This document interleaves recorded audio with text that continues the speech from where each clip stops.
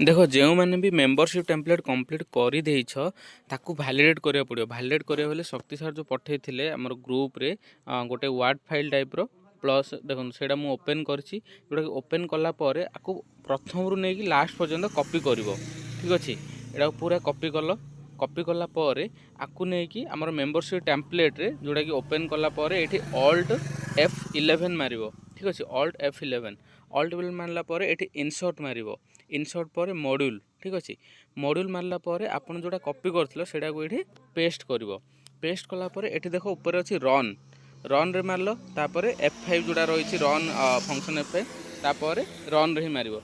Run रे मारला पर ये वैलिडेट देखैबो वर्तमान।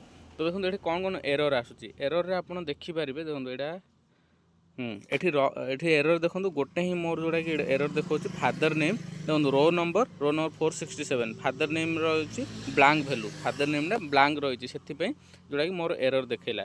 ठीक अच्छे तो ये जाए कौन करी जो मो पाखे फादर नेम अपडेट ना मुझे फिल्टर लगे देखी दूसरी ब्लांक कोड़ा कोड़ा रहा